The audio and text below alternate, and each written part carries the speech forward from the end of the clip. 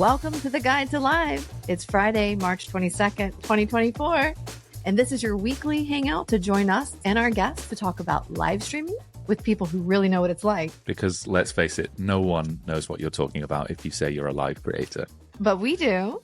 So I'm Tara, and across from me is my co-host, Ben. And together with our guest, we make up the Guide to Live team. Wow. So this is actually the first one we're doing on video. Yes. You can look at the camera. Yeah, hi. Hi. So we can start putting these out. They look a little better. Mm-hmm. I like your backdrop over there. Thank you. Put a bit more effort in than me. Yeah. Well, we'll work on yours. Yeah. Next week.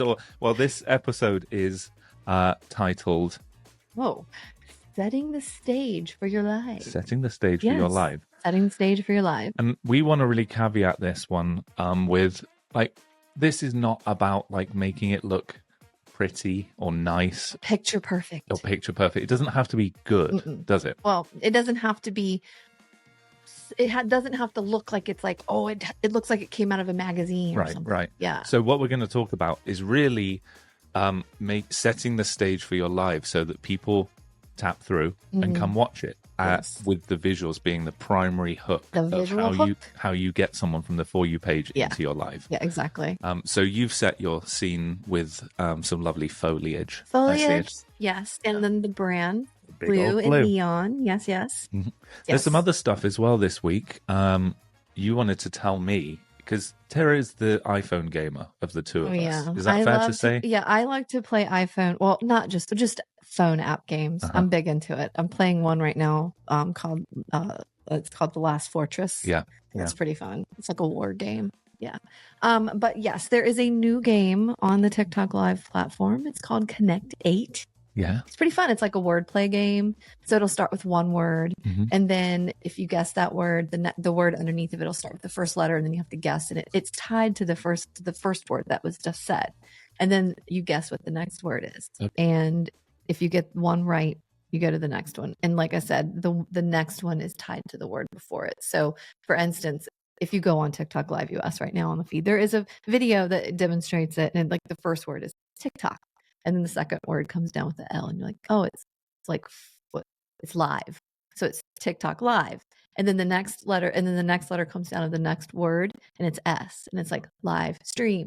So it's kind of like... So it's like complete the word. It's called Connect 8. It's literally all the words are connected in a way. I see. And you play with your audience, I'm guessing. Yes, I think so. A lot of people play the Pictionary game, more than I initially thought. It's not actually called Pictionary, because I was looking for that. And a lot of people could get confused. It's called Draw and Guess. Oh, Draw and Guess. Draw and Guess. Pictionary is probably... It's trademarked. Yeah, it's called Draw and Guess. So it's fun. And if you ever want to do something fun with especially this is really good to do in the very beginning of your stream. When you want to get a lot of engagement in the very beginning, I would start off playing Draw and Guess just to get your audience warmed up. Yeah. I also have something cool to tell you. Oh, yeah? So this is something I think, and I might be over-exaggerating, no one else has ever found this out. So I'd be fascinated to know. You said found out. Is this a secret? I think it's a secret.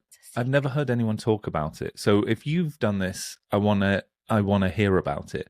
But so you can watch TikTok short form with your friends at the same time, remotely, using FaceTime. Oh my God. So it's kind of like, it's almost like when you share your screen, like when you're doing like a meet, like a Google Meet or something. Yeah, but exactly this is on FaceTime. So I found this out by accident by being on FaceTime with somebody. And then I wanted to send them a TikTok. So I opened up the TikTok app and it gave me this option to click a button and share my TikTok experience with the person I was on FaceTime with. Gosh. And so then I'm scrolling short form content and it's scrolling for them on their screen, and we're watching videos and stuff. That is it's so fun. Cool. I think I've always wanted to do that because I've always thought, I have daughters that they're off in college, and it's like, I want to watch a video with you. Like, we can't watch it together on FaceTime, you know? Yeah. So this is fun. This is amazing. And so there are some restrictions on it, I think, because I couldn't share my For You page. It was like just a general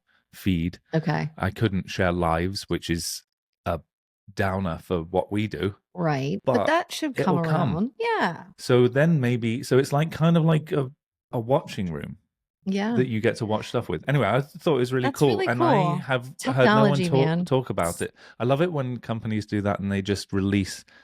Apple does it a lot. There's just loads of things on the iPhone they don't tell you about. Yeah. I wonder if it's like a beta thing, though. I wonder if it's like not everybody has it and they're just testing it out. Because a lot of times if they don't announce it, it's usually a beta test. Yeah. I'd use my alpha beta like iPhone, I don't know, for how long's it been out? How long's iPhone been around? 10 years? Is that mad to say? Maybe or is it more less than that? Must be less. Okay, 15 years ago, I had the last version. I had a BlackBerry Pearl. Okay. And then the next phone I got was like the iPhone. But you were slightly late to the iPhone. Yeah, you were coveting the iPhone. I was coveting it. Yes. Yeah, I'd coveted it for a while. Yeah, so, back then, so I couldn't afford an iPhone back then. But even back then, there was that trick that I only found out 6 months ago where you long press the spacebar and then you can move your cursor around anywhere. Oh, I knew that. Yeah. I already knew that. Yeah. That's what I knew that back when I first got it. Well, maybe that what I'm finding out back then. I'm slow on that. That's okay. We all learn technology in different speeds. Yeah. I'm really bad with some of them. Yeah. But we do advocate as live streamers, definitely one of the things that I've said a lot is like getting in and trying to learn the platform as quickly as possible. Have to. I mean, you really do. It's like if you want to take this like as serious as a job. Yeah. Then with any job, when you start a job, you train and you learn the ins and outs of it. Like you need to learn whatever it is, like the software or whatever. Well, this is the software you need to learn. Don't be scared of it. Don't be scared. So let's get on to setting the scene. Yeah. Maybe so where did this all start? Like, when did people start setting the scene? Because that's a phrase people say. You got to set the stage. People say it metaphorically and like literally. Yeah. But like, where did this all come from? Where did it start? I think it is. You're right. It's important to like look back at where stuff comes from because it makes you use it better. Yeah. So I have got a little history here. It kind of comes from starts in the 16th and 17th century. Mm-hmm. So tell me this, is the 16th century actually 15, is it 1500 up to 15999? Yes, it's the one below. It's the one below. Yes.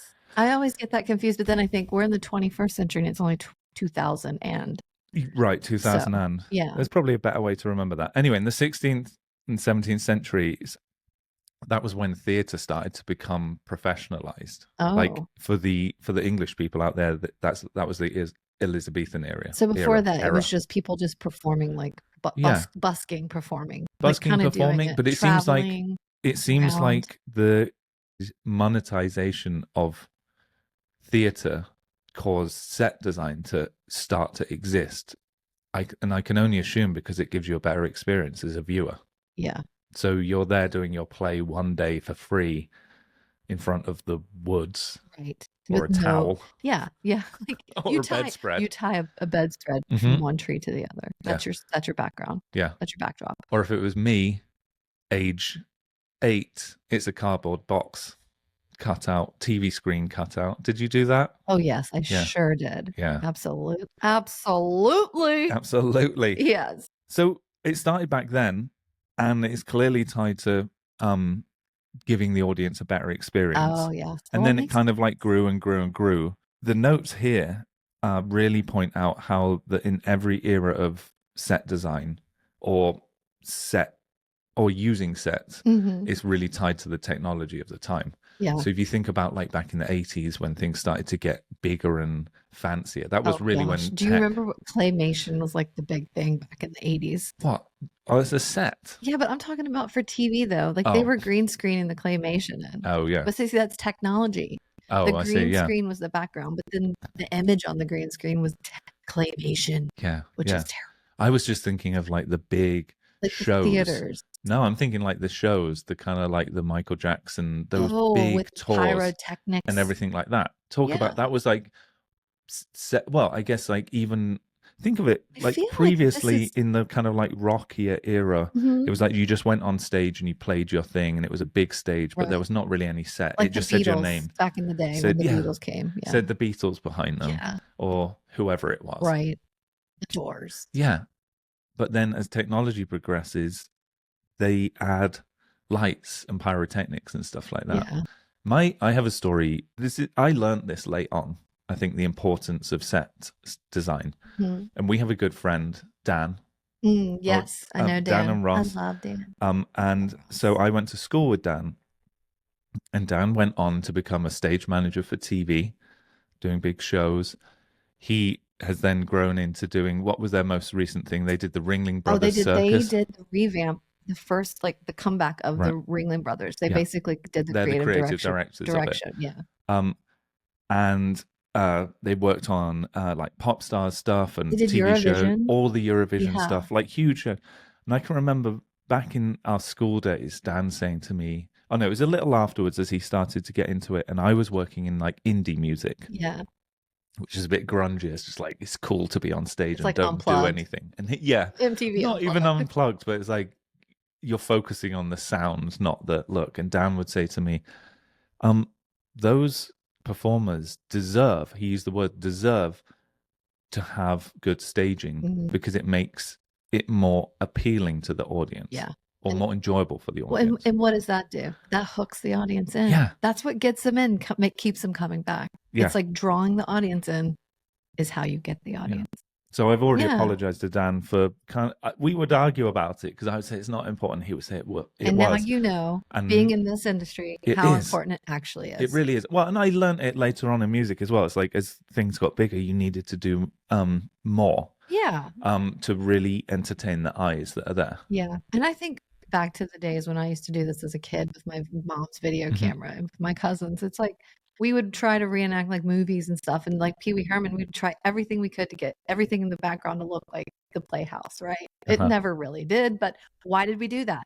Because we wanted it to look like we were in the Playhouse. Right. It was setting the stage to create that space that appeared to be this thing.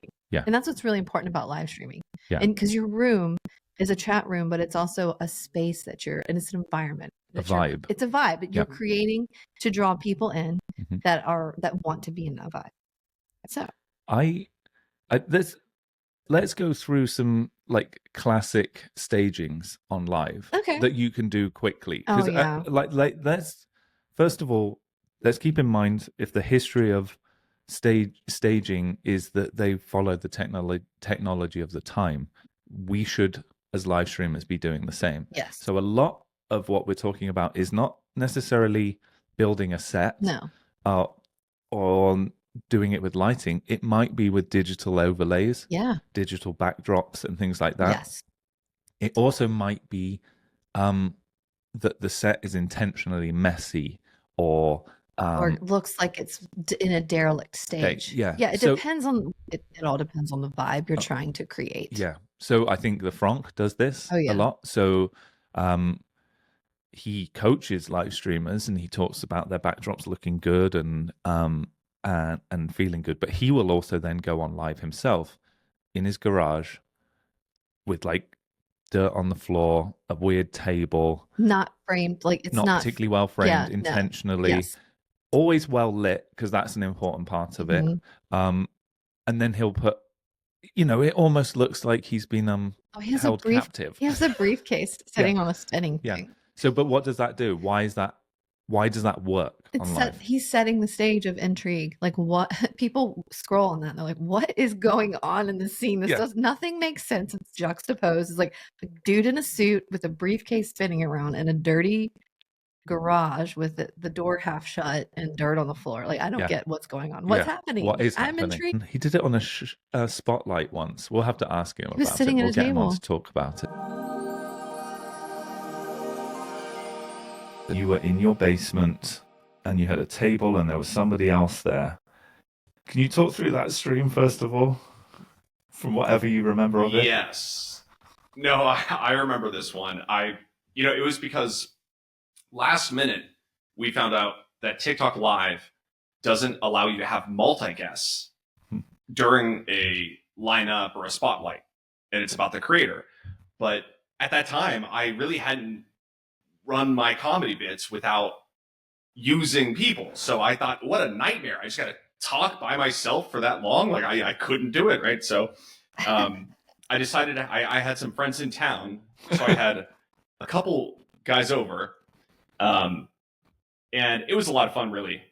But I guess it wasn't exactly the prettiest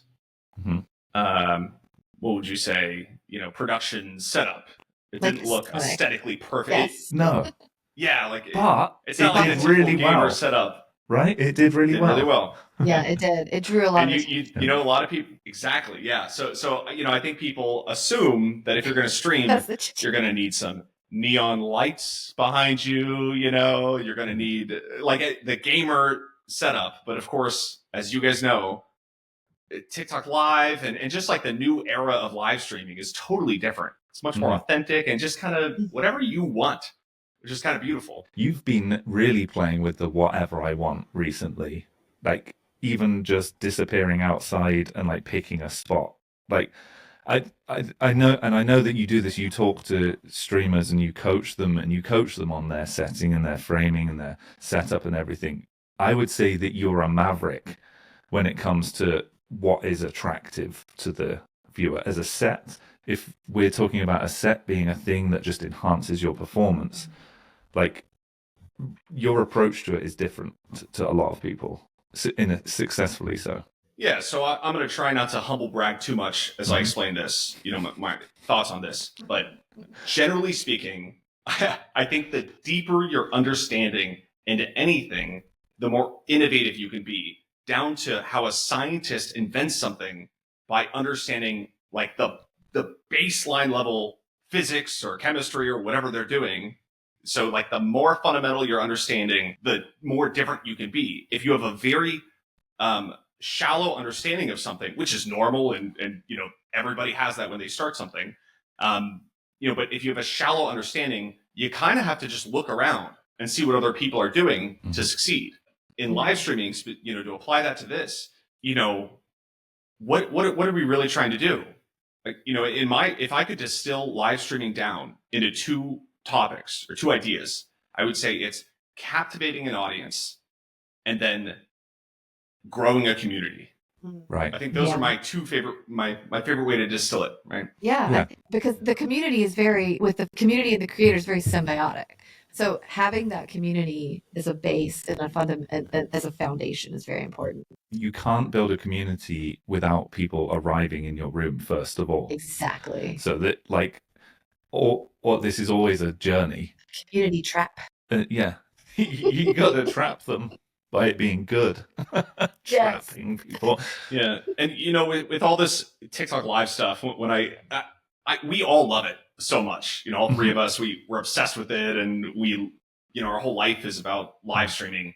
And sometimes I get so excited explaining to the newer creators that join our agency, and it's so tempting to want to go into all the different facets, but really it doesn't. It's overwhelming if you think about how complicated this really is, and it's really not. Just to start off, it's just that you get deeper and deeper with it as you get better. So I guess back to the point of the way that I decorate the set. I grew up watching It's Always Sunny in Philadelphia. And if you think about it, a lot of my comedy is inspired by this, not in specific character traits or jokes, but they're not good people. The people in that show are bad people. And everything is disgusting and dirty. And I was always so inspired by this. How can we laugh at something that we kind of despise and hate? And then I watched The Office, and like Michael Scott, he's not a good person. The funniest parts are where the relatable parts about deep down the selfish thoughts we have, he exaggerates those in times he shouldn't, and it just gets a pop of laughter. So I think that partly the biggest thing we fight as live streamers, especially in this new era of live streaming, namely TikTok Live and their algorithm, where they're in a very democratic way, sending you to people, and based on how they like your content, how they engage with it, if they click in, they're going to send to more people. So you are appealing to the world. You don't get to pick the niche. So it needs to transcend culture and language. And a good metric for this is it captivating with the sound off? Because there's going to be some Japanese fishermen, whatever you want, any of the beautiful people around the world are going to be scrolling the For You page, and does something captivate them? So when I'm arrested, I'm sweating, and there's a cop light going off, and I'm screaming, and I look crazy. Everybody gets what is going on with that. Right. So along with that, I like contrast. So when I have a really deranged, dirty basement, unfinished basement, which by the way, I didn't make it dirty. It's what I'm renting right now. I like to wear a suit. I like, maybe I'll have a briefcase that's spinning with a light on it, because it's like, that's not right. And it adds to the captivating part to it, because it's, okay, I get a basement that's dirty, but why is he wearing a suit? And why is he so self-important about the karaoke or whatever? So it's intriguing. I mean, I am fighting tooth and nail to get attention.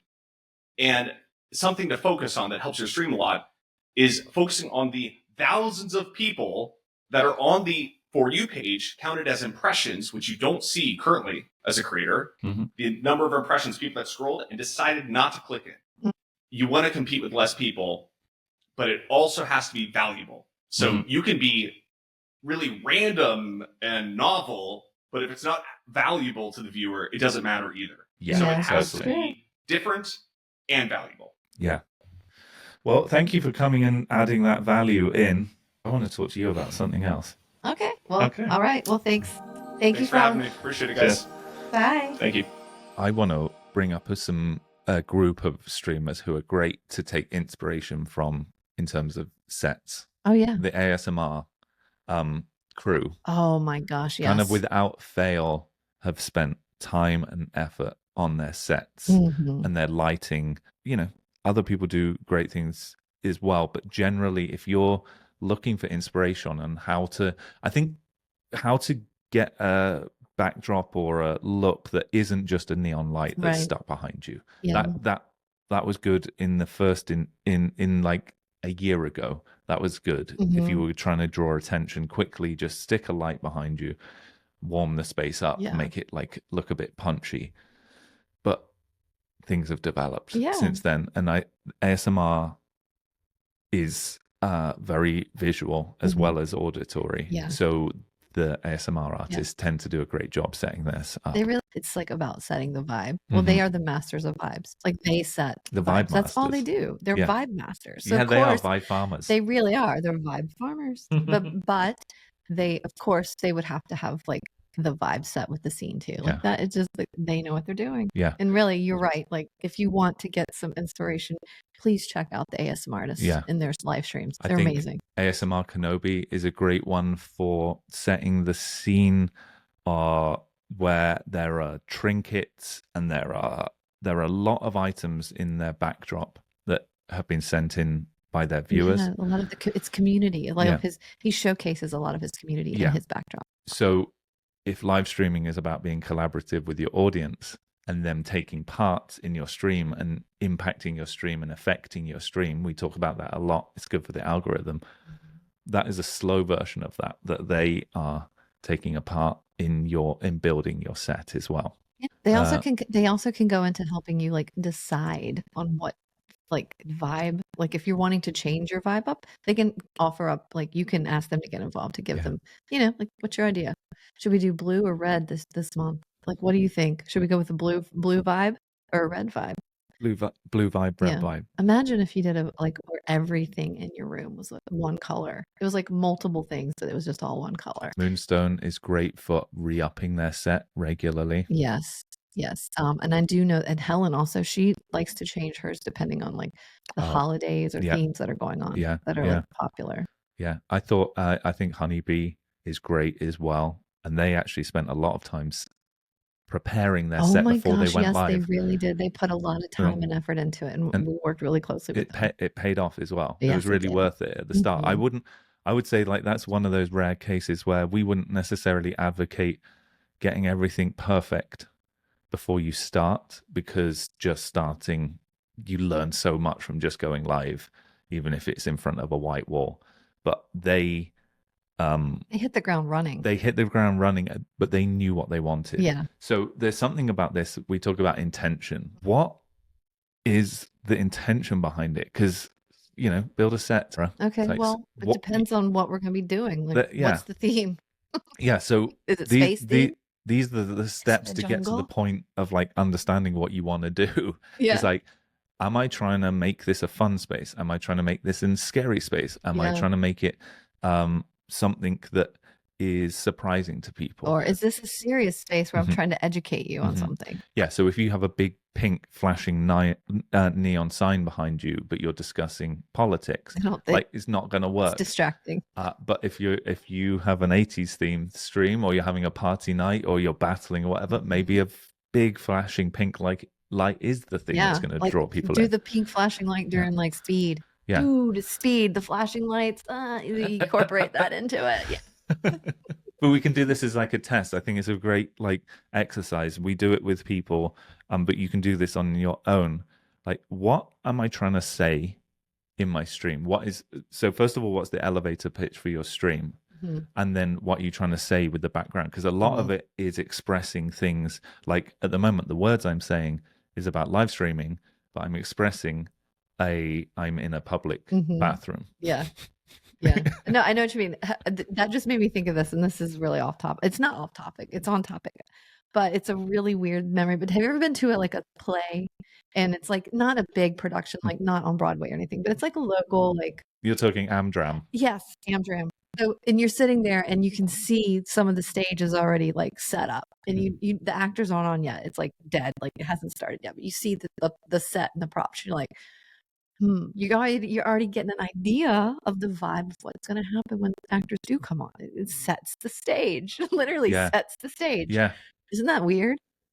Yeah, it is. This is, the more we've talked about this, the more I'm realizing it's like so fundamental to everything that really we all do with live streaming, because it sets the stage. Yeah. And if it's not thought about, then we're missing half of the performance. Exactly. And I do want to say that the stage can go out, because this is another thing that some of our creators do. They like to go out into the real world. Like think about All Day New York. Like his stage is Manhattan. Like he's going on tours, he's showing that. But then also there's some, like the Franck is starting to do this thing where he's going out and he's like interviewing people randomly on the street. But that's his stage. It's like the stage is, he picks a nice backdrop of wherever he is in public, and he looks for people, and that's the great. World is his world stage. Is his stage at that point. But that's like the stage can be anything you want.